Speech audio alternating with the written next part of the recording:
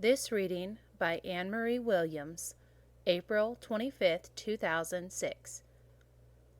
Jane Eyre by Charlotte Brontë, Chapter 1. There was no possibility of taking a walk that day. We had been wandering, indeed, in the leafless shrubbery an hour in the morning, but since dinner, Mrs. Reed, when there was no company, dined early, the cold winter wind had brought with it clouds so sombre and a rain so penetrating that further out-of-door exercise was now out of the question. I was glad of it. I never liked long walks, especially on chilly afternoons. Dreadful to me was the coming home in the raw twilight, with nipped fingers and toes, and a heart saddened by the chidings of Bessie the nurse, and humbled by the consciousness of my physical infirmity, to Eliza, John, and Georgina Reed. The said Eliza, John, and Georgina were now clustered round their mamma in the drawing-room. She lay reclined on a sofa by the fireside, and with her darlings about her, for the time neither quarrelling nor crying, looked perfectly happy.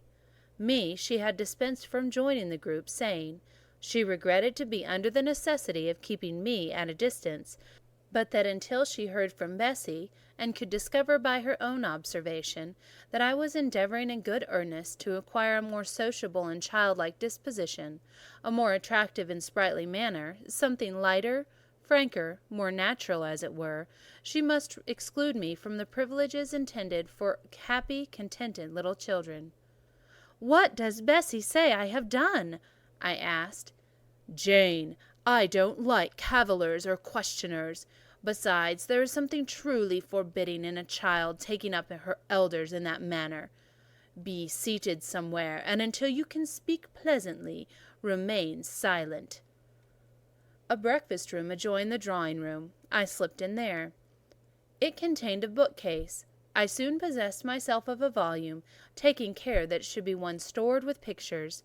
I mounted into the window-seat. Gathering up my feet, I sat cross-legged, like a Turk, and, having drawn the red moreen curtain nearly close, I was shrined in double retirement. Folds of scarlet drapery shut in my view to the right hand. To the left were the clear panes of glass, protecting but not separating from the dreary November day. At intervals, while turning over the leaves of my book, I studied the aspect of that winter afternoon. Afar, it offered a pale blank of mist and cloud. Near, a scene of wet lawn and storm-beat shrub, with ceaseless rain sweeping away wildly before a long, lamentable blast. I returned to my book, Bewick's History of Birds. The letterpress thereof I cared little for, speaking generally, and yet there were certain introductory pages that, child as I was, could not pass quite as blank. There were those which treat of the haunts of sea-fowl, of solitary rocks and promontories, by them only inhabited, of the coast of Norway, studded with isles from its southern extremity, the Lindness or Naze, to the North Cape, where the northern ocean in vast whirls boils around the naked, melancholy isles of Farless Thurle, and the Atlantic surge pours in among the stormy Hebrides. Nor could I pass unnoticed the suggestion of the bleak shores of Lapland, Siberia, Spitzbergen, Nova Zembla, Iceland, Greenland, with the vast sweep of the Arctic zone and those forlorn regions of dreary space. That reservoir of frost and snow, where firm fields of ice, the accumulation of centuries of winter, glazed in alpine heights above, surround the pole and concentre the multiple rigours of extreme cold.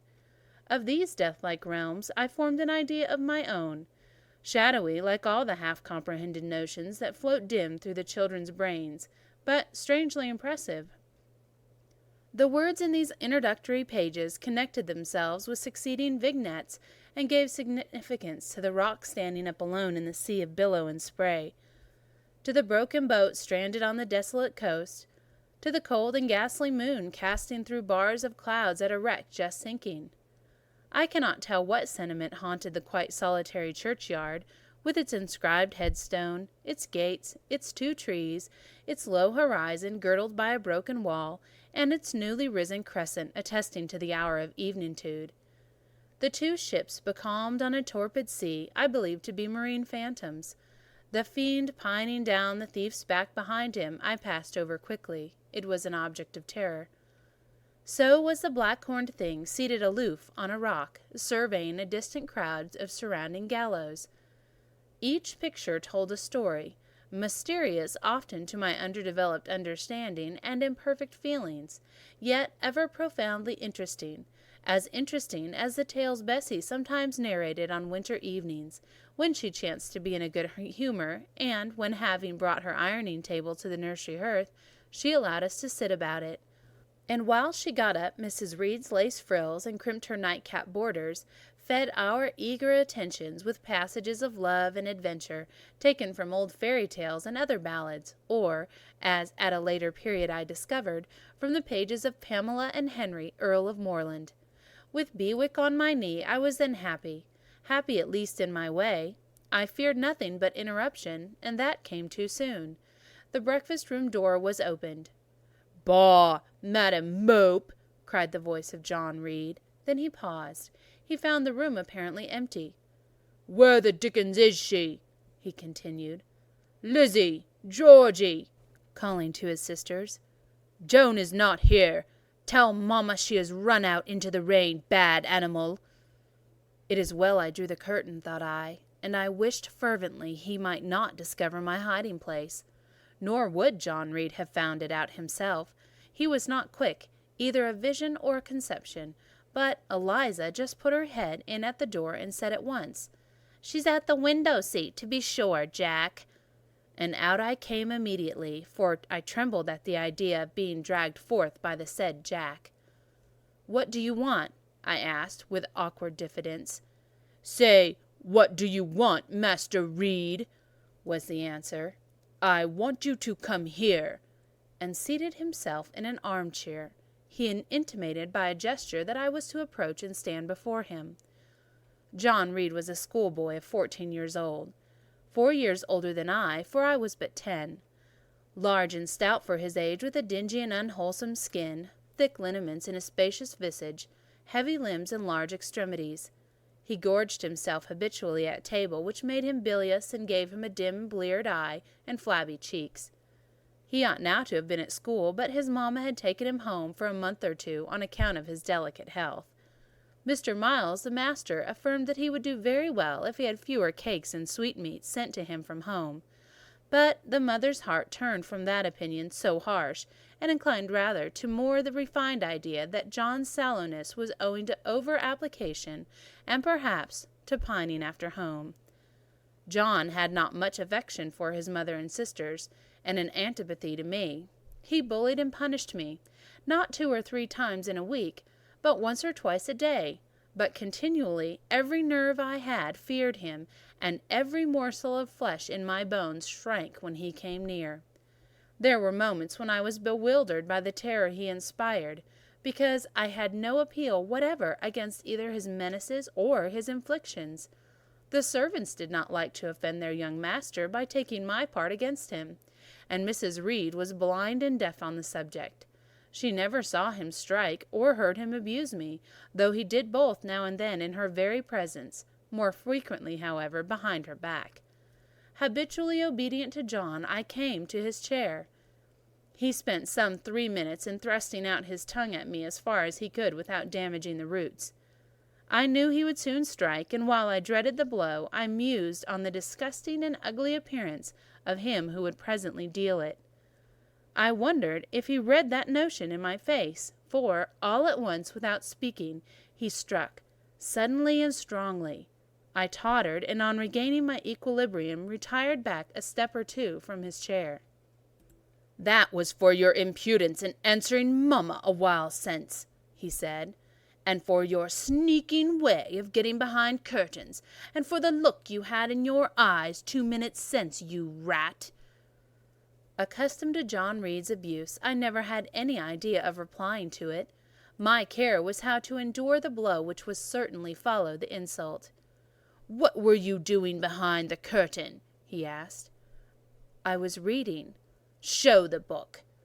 I returned to the window and fetched it thence. "You have no business to take our books. You are a dependent, mamma says. You have no money. Your father left you none. You ought to beg, and not to live here with gentlemen's children like us, and eat the same meals we do, and wear the same clothes at our mamma's expense. Now I'll teach you to rummage my bookshelves, for they are mine. All the house belongs to me, or will do in a few years. Go and stand by the door, out of the way of the mirrors in the windows." I did so, not at first aware of what was his intention. But when I saw him lift and poise the book and stand in act to hurl it, I instinctively started aside with a cry of alarm. Not soon enough, however, the volume was flung, it hit me, and I fell, striking my head against the door and cutting it. The cut bled, the pain was sharp. My terror had passed its climax, and other feelings succeeded. "Wicked, cruel boy!" I said. "You are like a murderer. You are like a slave-driver. You are like the Roman emperors." I had read Goldsmith's History of Rome, and had formed my opinion of Nero and Caligula, and etc. Also I had drawn parallels in silence which I never thought thus to have declared aloud. "What? What?" he cried. "Did she say that to me? Do you hear her, Eliza and Georgina? Won't I tell mamma? But first—" He ran headlong at me. I felt him grasp my hair and my shoulder. He had closed with a desperate thing. I really saw him a tyrant, a murderer. I felt a drop or two of blood from my head trickle down my neck, and was sensible of somewhat pungent suffering. These sensations for the time predominated over fear, and I received him in a frantic sort. I don't very well know what I did with my hands, but he called me "Rat! Rat!" and bellowed out loud. Aid was near him. Eliza and Georgina had run for Mrs. Reed, who had gone upstairs. She now came upon the scene, followed by Bessie and her maid Abbot. We were parted, and I heard the words, "Dear, dear, what a flurry to fly at Master John! Did anyone ever see such a picture of passion?" Then Mrs. Reed subjoined, "Take her away to the Red Room, and lock her in there." 4 hands were immediately laid upon me, and I was borne upstairs. End of chapter 1.